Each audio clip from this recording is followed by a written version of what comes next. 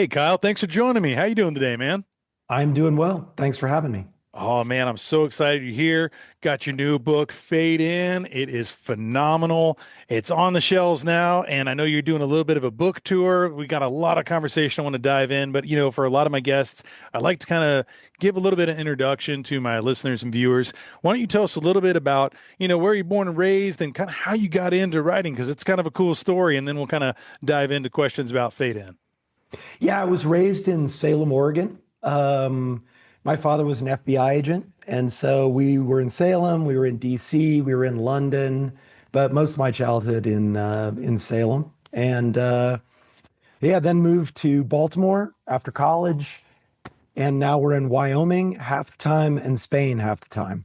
So we get around for sure. We've kind of lived all over the world. It's been a bit of an adventure. So, uh, which is kind of nice though, because being a writer, you can work from anywhere. It's one of the best things about it. And, you can take all those places and people you meet and shove them into your books. Well, I mean, you have now, how many books is it? Some 24, like 20, 25? 24, 25. I should know that number, Yeah. but it's a lot. After Too 20, many to you can just say remember. the fact you're like, it's 2 dozen, give or take. Yeah, it's Well, in I mean, there. in a lot of your books, you bring in different characters and places and stories from all over. And let's just dive into that.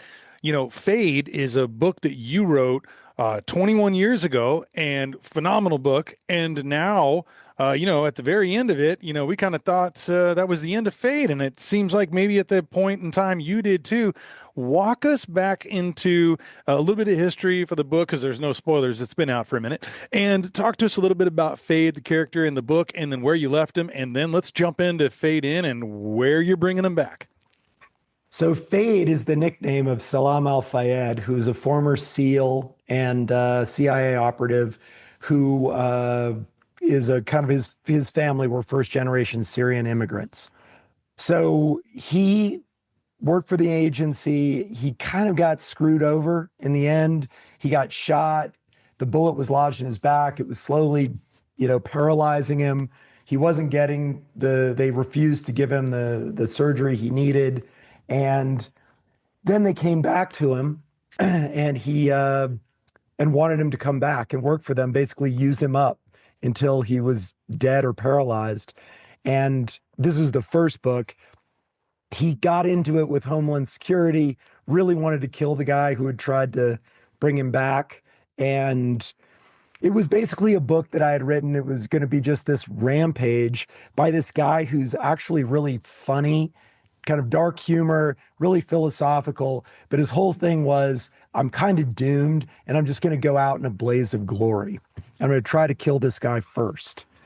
And that was the idea, that he would go out in a blaze of glory, and he did.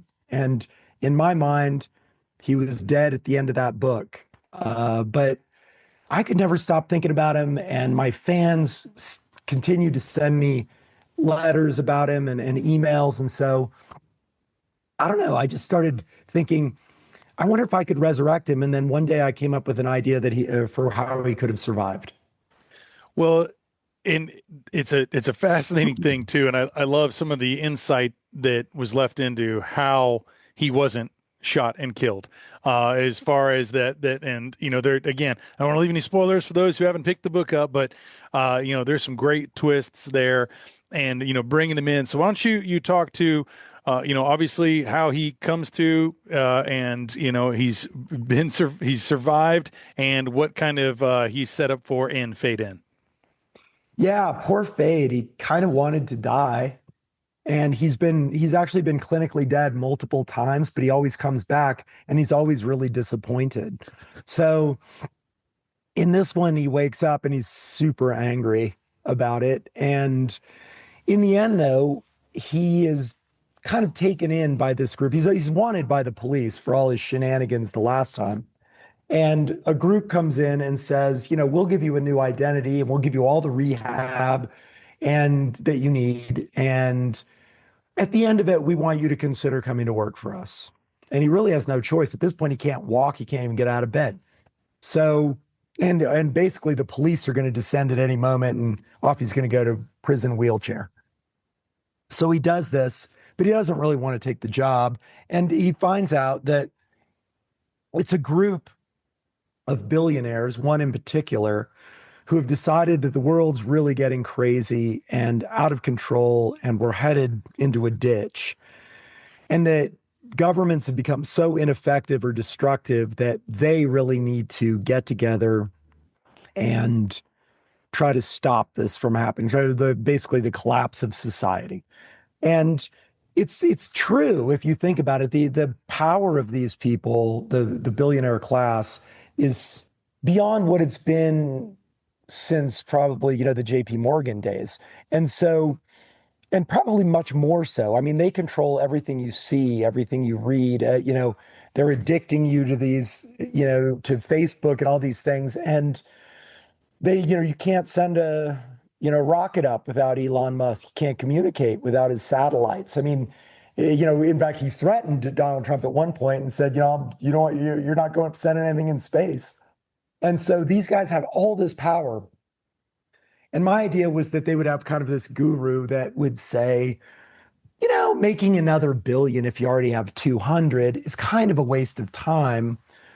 Why don't we try to use this a little bit for good? And he's very good at convincing people of things, of giving them what they want, figuring out what they want and giving it to them. Sometimes it's really dark, but he needs them. Sometimes it's less so. And what Fade needed was like a purpose, an identity. Like he's coming back from this coma. He's wanted by the police. He has a new identity and he just doesn't know what to do. And this guy gives him basically something to do. And that is to be the paramilitary wing of this group, because sometimes, there's no substitute for just killing somebody that's in your way. And they realize that. And you say that too. Sometimes a loose cannon is your best weapon, right? So, well, and so, he's working there with John Lowe, but, I wanted to also bring in the character Matt Egan, who has a history with Fade, and he's the person who gets the phone call and kind of, steps in at the very beginning of the book. If you can maybe talk a little bit about their relationship again. Yeah, I know we're not going to do all spoilers, but there is a lot of the backstory there that I think is important for readers who may be just picking up this book for the first time. So they were best friends and worked at the CIA together. They were both have a special forces background and had a pretty significant falling out over the bullet in Fade's spine, and Matt Egan unable to get him help. And Fade actually realizes it wasn't Egan's fault, that he tried and did everything he could, but he's like, I want to hate somebody for this, so I'm choosing you. And in the first book, they really get into it, but Fade finds it's very difficult to kill him. That was his plan, was to kill him. But when he lines up the crosshairs, just can't pull the trigger. And so that continues. Matt Egan is now a bit broken because of events that have happened. And he's kind of the first thing that Fade sees, and Fade sees it again as, you've screwed me over again. I was supposed to be dead. And now here I am laying here virtually, can't move anything. And I'm back. But Matt Egan runs this group. He essentially runs security in air quotes, for this group that, I don't know, is sort of trying to gain an enormous amount of power internationally in order to hold things together. And so he doesn't really want Fade back, because Fade's an unpredictable guy. I mean, he doesn't know what he's going to do. I mean, he's not above, chasing a bunch of Xanax with tequila, and he's a little suicidal. So he has an interesting kind of worldview, or like interesting personality quirk, that he's very, very courageous, but it's not really courage. It's indifference. So, he'll run straight into the bullets, mostly just because he doesn't care if one hits him. Yeah. So, so his team, he's extremely good at what he does. He's a legend, a combat legend, but his team's a little skeeved by him because, it's really unpredictable guy to work with. So when you decided to bring back Fade, when did you make that decision, and what was it like for you on the writing side of things, as far as coming back in? Because it's like, it reminds me a little bit, and different story plot too, but like Dexter, I don't know if you're familiar, but the show, like all of a sudden Dexter's dead and then he's back in. And then all these like 10 years have gone by and people have been like, man, I feel like I want to bring him back. And so I was kind of working with them at the same time and doing some interviews. And I was like, awesome. Another badass character is coming back. And I wondered like, what does that look like from that time of 21 years of, between these books that you decided, when did you decide to bring him back? What was that process like? And maybe just kind of walk me through that, as far as that exchange. Yeah, so I remember being on a really long trail run in Arizona, and it just popped into my head how he could have survived. But I was working on the Mitch Rapp series. Hmm. I did 9 books for that, and I was kind of in the middle of that. And it was an interesting process because I thought, oh yeah, that would be cool. I could bring him back, but what would his story be? So you got to have a story for a character. And at the time, I didn't know. I was really embroiled in the Mitch Rapp stuff. Can't split my attention very well. So I just put it in the back of my head. And I had arced Mitch Rapp into a lot of different things. He started out just in terrorism, but I put him up against domestic terrorists and the Russians and all this. And I really wanted to do this idea that I had that was very much the world is running out of control. Somebody's got to stop this. The politicians have become incredibly destructive and incompetent and frankly old. We're relying on these 90-year-olds to take us into the next, generation. And so, or the next era. And you can see I kind of started it in the Mitch Rapp books. If you read those books, there's a guy named Nicholas Ward who's like the first trillionaire, and he becomes very close to Irene Kennedy, the CIA director. And I thought, I'm going to create this sort of shadow group that's going, Mitch Rapp could be their enforcer, because this is really the idea that I wanted to write about. And I had finished the Mitch Rapp arc that I guess that was the first arc in my mind. I got Mitch Rapp when he was very frustrated and angry. His wife was dead. And I took him all the way to having basically a wife and a daughter, and he was in a much better place. And that was the end of my arc. And I was sort of starting that next arc.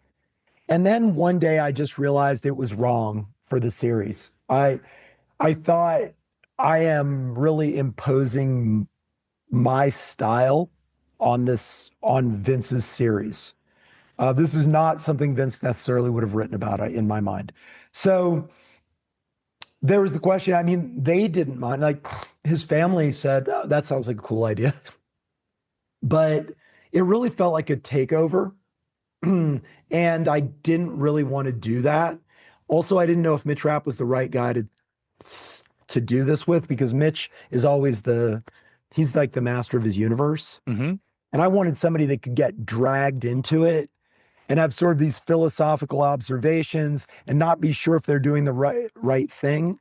Because, Fayed has a moral compass, but he struggles with it because he's not sure. He wants to do the right thing, but he's not sure what it is a lot of times. And neither is John Lowe. And they're gathering power very, very quickly. And even John Lowe's like, I don't think I have the systems in place to control this. It's going better than I thought. And so that was when I decided I was just going to wrap up the Mitch Rapp thing. And it was really a situation with Mitch Rapp that I was either going to commit and write the Mitch Rapp series for the rest of my career and write more than Vince did, or I was going to move on and turn it over to somebody who would have a fresh perspective. And so I decided on the latter. Well, and that ended up in the hands of Don Bentley, who, with his first turn at the Mitch Rapp series, I interviewed him in Houston at Murder by the Book, which is where you're going to be here very shortly, wrapping up your tour. I know you got a couple dates, Dallas and Houston left. But is that something that when you wrapped that up and you brought that to them, did you have an idea of like who you thought might be interested in taking that over? Was that kind of like, what was that transition like? I was just kind of curious as far as that, you bring up to Vince's family and that, you're going to go ahead and turn in your last book there in that sense. But what was that like for you? And was that difficult to leave that series? I know you said you kind of came full circle and put them in a different place, but just kind of curious what that was like after so many books under that helm. Yeah, it was super hard to leave that series. I mean, that's the best job in the world, to be honest with you. Particularly for a guy like me who mostly like sitting in his basement typing, and that's what they wanted me to do. So it was great. Well, I'd been a huge fan of the series before that. I mean, and I got to take over one of my heroes. Yeah. Yeah, I mean, so yeah, that was a funny process. So they asked me, who would you think would be really good to take this over? And I gave him a list that did not include Don, but it was because he was literally on the New York Times list at number 2 with the Tom Clancy stuff. Right. And I'm like, well, he's not going to leave that, you know? Um, so I didn't suggest it because I thought there was no way. And then coincidentally, he and I were having dinner together not shortly after this. And they had, unbeknownst to me, asked him, if he might be interested in this. And so he's asking me about writing for the series, but it had not been announced that I was leaving. And so I just lied. I'm like, no, no, I'm sticking with it and all this stuff. And he was, I had no idea, but he was freaking out and called his agent first thing the next morning and said, "Oh my God, they're firing Kyle and he doesn't even know." He's like, "I don't want the job. Like, I'm not doing it." And so his agent said, "Let me call." And he called Vince's agent and he said, "No, Kyle can have this as long as he wants," but he quit. And then he called me the next day and like, "You bastard, you lied to me all night." Well, you told me, he said, like, when I heard the story from his point of view, and he's like, whatever you do, never play poker with Kyle, ever. The guy has an unpenetrable poker face. I've been lying about that for a long time because it took him a while to find somebody, and Right, right. no, I couldn't say anything. So Sure. yeah, I'd gotten really practiced at that. You just pull it into another character in your books, man. That's all. Yeah. Yeah, well, I lie for a living, I guess, right?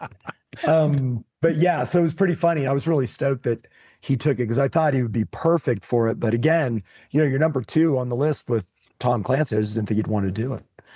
Yeah.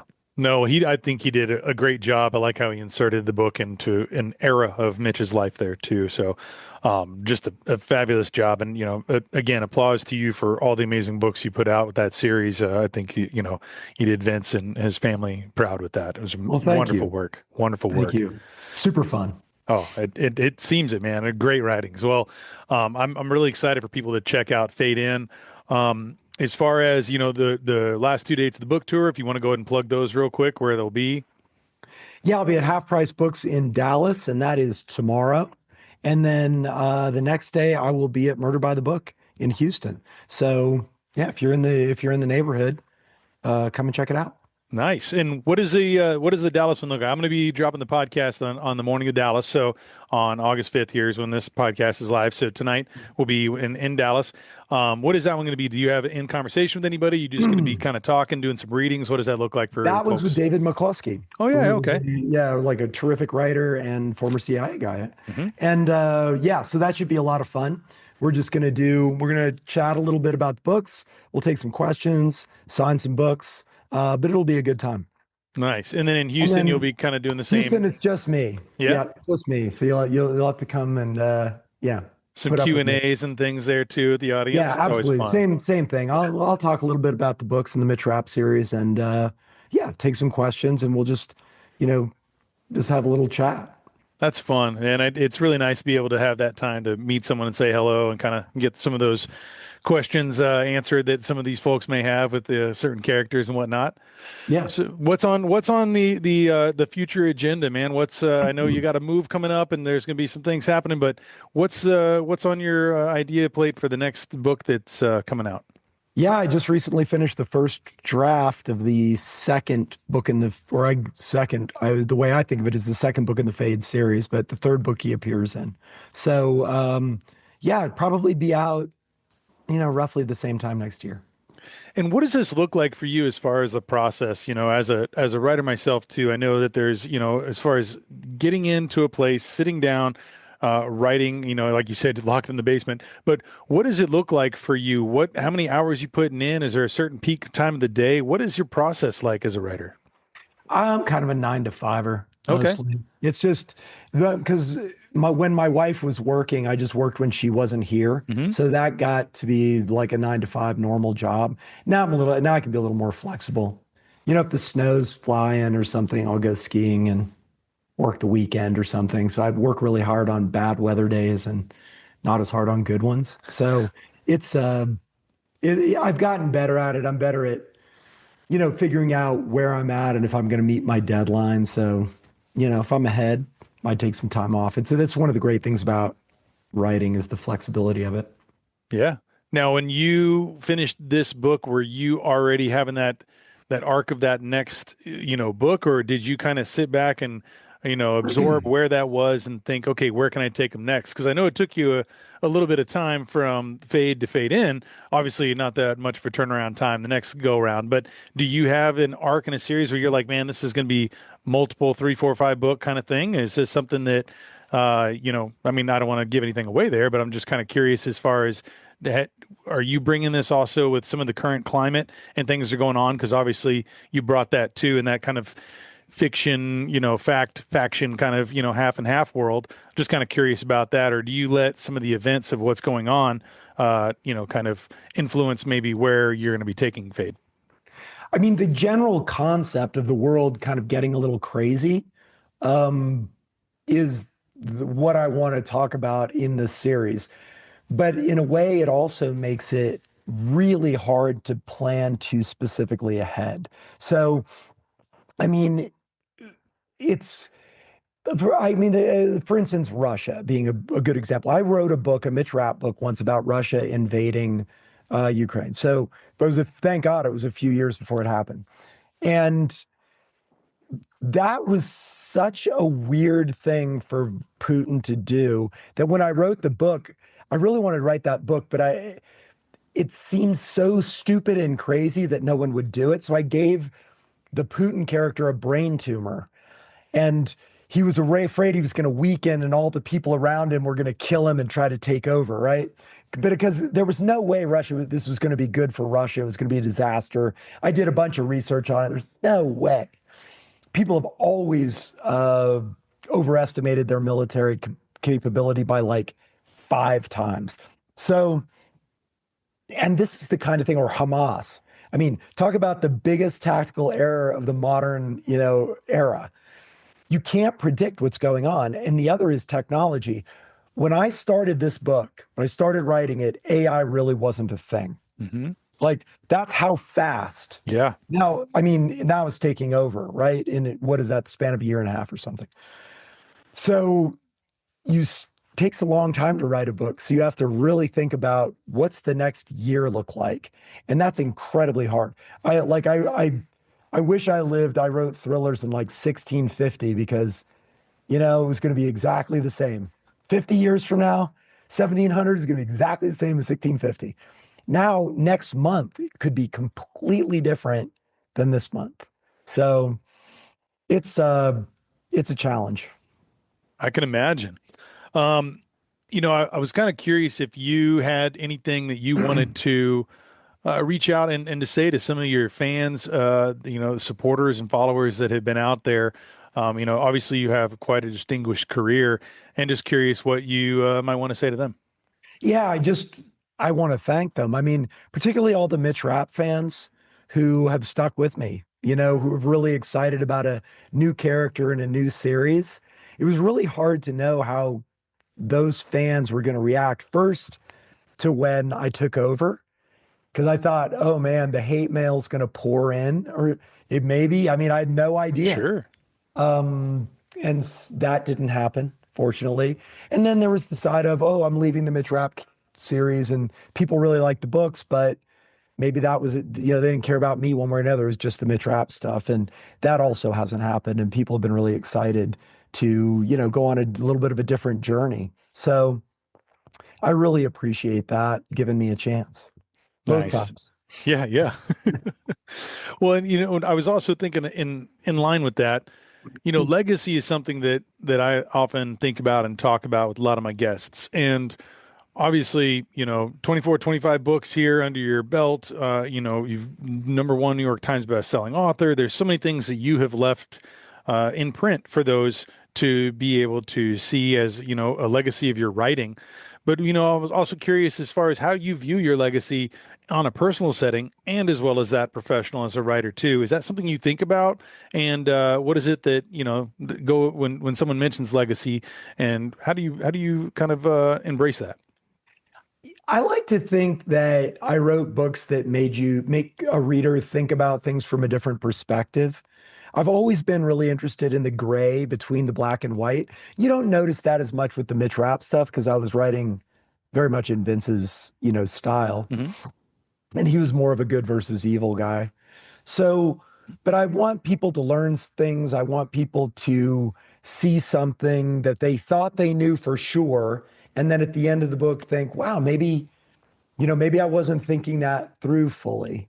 Um, and that's what I find interesting about books. And I've been very lucky to be able to write the books that interested me. I think a lot of writers get into series, they become to some extent victims of their own success. It's hard to have a huge series, your number one New York Times bestseller, and then tell your editor, I think I'm just moving on. I want to do something different. I want to write romance. So I think I have done that. Like, there aren't that many writers that have just been like, I'm going to go over here, and then I'm really interested in this concept, and I'm interested in this concept, and I'm going to write thrillers, but they're going to be built around different types of characters. Sometimes they're men, sometimes they're women. I've written in the first person. I've done all these things because I think, what's the cool thing going on in the world now that I want to explore? And then I build that book around it. Similar to what we were talking about with Fade of Yeah. I thought, oh, I can bring him back, but what's the story he's perfect to tell. And I found that story. But if I hadn't, he would have never come back. Well, no, it's a great vehicle for that too. I like how you've been able to really dive into what interests you, because I think when you have that passion, it comes through. And I find the writing is always better as opposed to, like you said, being a victim of your own circumstance. Yeah.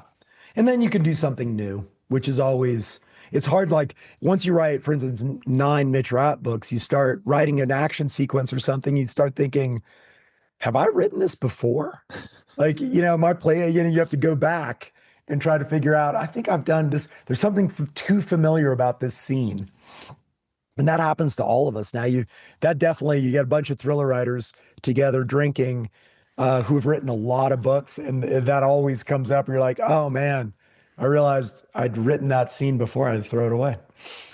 I would love to be at that circle and just hearing all of you guys talk about, like, dang it, yes, back in this day I did that one, this, I repeated it or whatever, Yeah. or the struggles of doing that, because it's great. I mean, it's a good point there too, and I know that kind of your background and being close, your father being in the position he was, you've been influenced and been around a lot of things, and I was also curious, like, as far as is in this book and Fade In, was there any type of research, any place that this book took you, or is there any type of people that you spoke with as far as kind of to getting your head around this and kind of doing that research? What did that look like?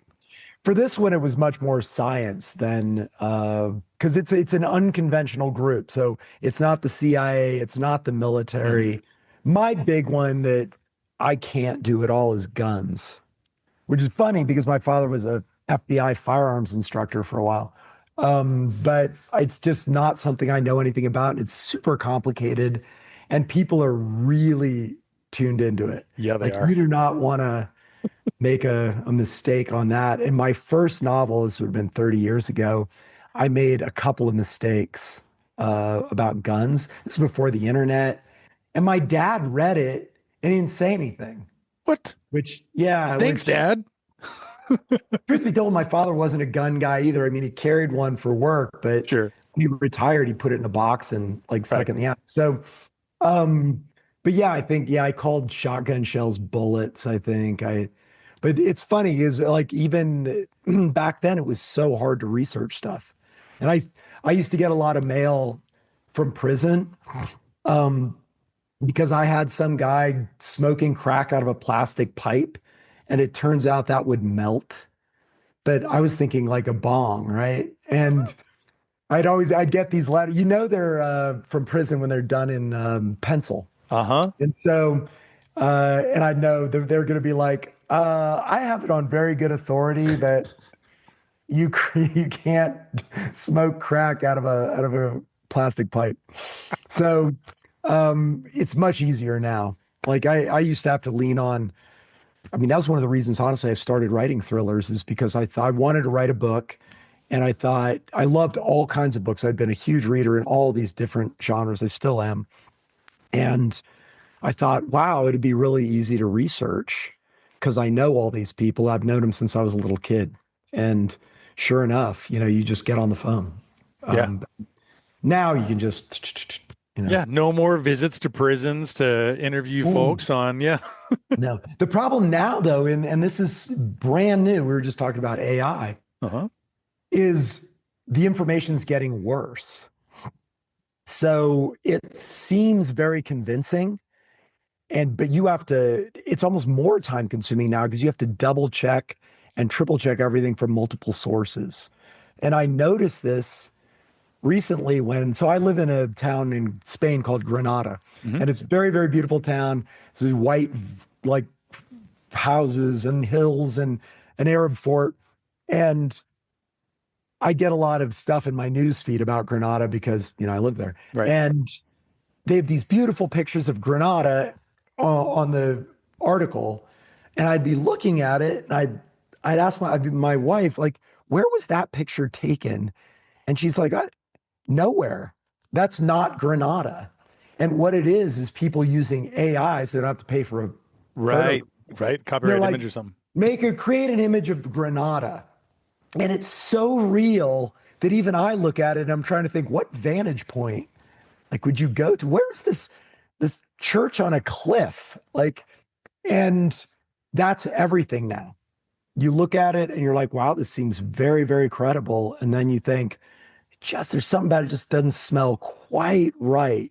So I think it's going to be a situation where now it comes full circle and I have to call friends at the CIA again. Yeah.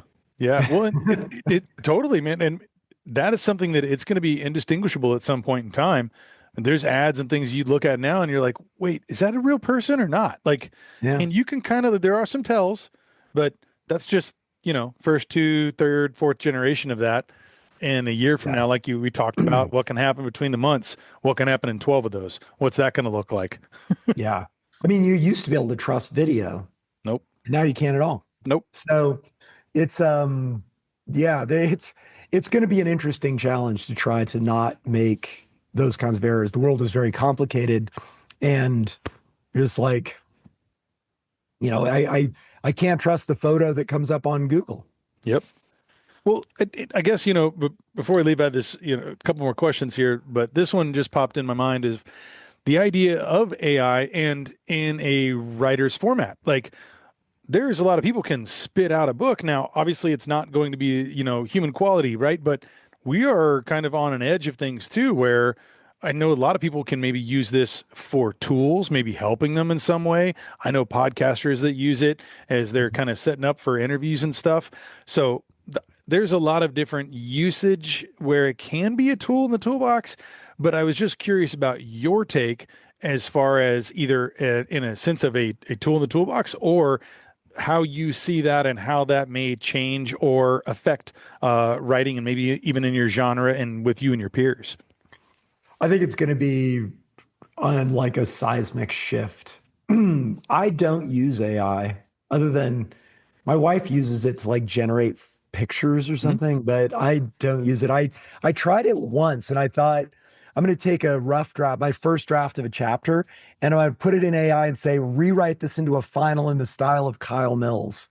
And it cleaned it up. I mean, it's nothing I would have written. And for me, writing the books is the fun part. So like, I don't just want to churn them like that. It's not of any interest to me at all. Right. Takes out the fun part of my job, right? Sure. And but I think this is going to be the future. I mean, it's going to get really good at this, and I also think, and here's a piece of wild speculation. One thing I've noticed, and I'm getting to the point here, over the 30 years that I've been writing, is people in the beginning were much more tolerant of what we were talking about earlier, different perspectives, learning something new, learning something maybe they disagreed with, right?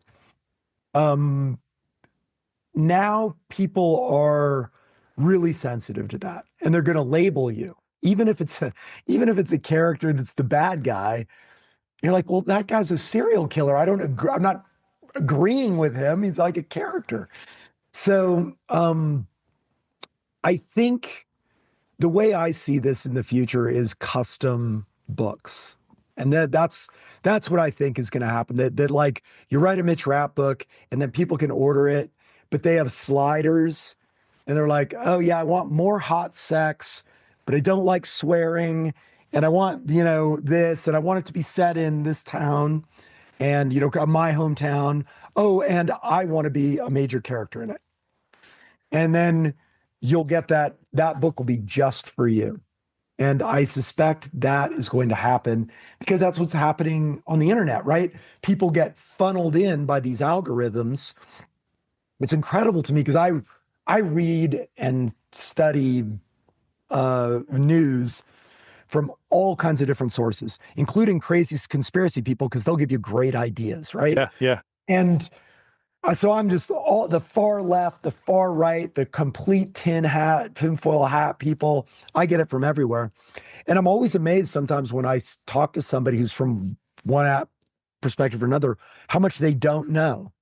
Because not only sometimes you being spun to, if something bad happens to say your politician gets caught, I don't know, taking a bribe or something, they just won't report it. So you're just missing that data point. And people will say, well, what are you talking about, Kyle? What are you talking? Like it happened yesterday.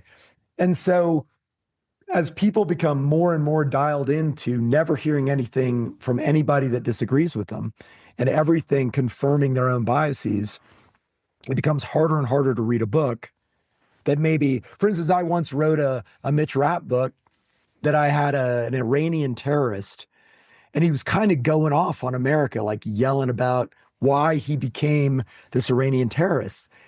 And his editor said, "You got to take this out, man. You're scoring a lot of points against the United States." But I thought, but this is interesting, right? The Iranians don't like us. Why? Well, we overthrew their government and stuck in a brutal dictator. We supported Saddam Hussein in a nasty war against them, et cetera, et cetera. We shot down one of their passenger airliners and basically told them to go stick it. And so she's like, well, you can't have that in there because it'll make people uncomfortable. But to me, that's the interesting stuff of books, right? Yeah. I hate the terrorist that's just like, I hate America because I hate America, right? Like, why not give them some reasons, a motivation, a personality, all these things, and then maybe you learn something from Well, it. it's a piece of history, right? I mean, there is a Yeah. reason why certain people feel this way if they're from this area, they're from this Mhm. viewpoint, or they grew up with this kind of circumstance, and all you're doing is really just embedding the real truth of that character. Whether Yeah. somebody, it's not like you're anti-US, but you are showing a character that is this reason why they feel this way, justified or not. That is just basically coloring in that sketch of who that person is. Yeah. It's like writing a serial killer, which I did once and I'll never do again. But you had to think about it. Why does this guy feel justified in doing this? Why does he think it's okay? Is he just insane? Has he backed into a reason? Whatever. So that's that to me, I find really interesting. But as I've said, I think Vince's editor was right because I was doing something I would have written, not necessarily what Vince would have written. Right, right. And I think that's become more and more every year that if you write a character who's, I don't know, in this case, anti-American or maybe he's anti-Christian or something, and you give them a backstory as to, it might be like, why do you hate America? Well, you blew up my mom, right? Could have happened. We blow a lot of stuff up. Well, that'd make you mad, right? I mean, I remember when my dad used to work with IRA, the Irish Republican Army, and they would come here to hide out after they did something. So you'd have to chase them back to the United States and all this stuff. But I thought, if the British had bombed the bar they were in and killed 50 Americans, but said, there was a terrorist in there, we'd have said, yeah, but you blew up my mom. maybe it's justified, bad terrorist, but that could make you angry. And I don't know, I find those kinds of motivations interesting, but sometimes they're hard to read. Yeah.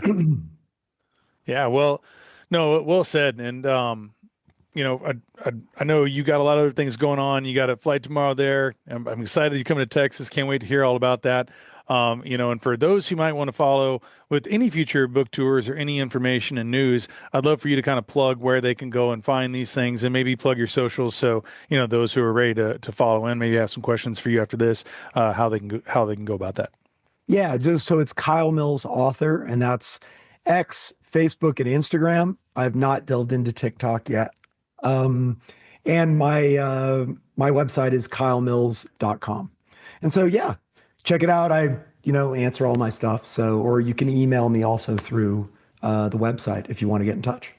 Absolutely. Well, everyone, make sure you go check out Fade In. This is a phenomenal book. You've put out some great work. Thank you so much for sharing your talents, Kyle. And yeah, thank you for joining me today. I look forward to having you on again sometime. Yeah, I hope so. Thanks for having me. Thanks, man. You have a good day. You too. Cheers.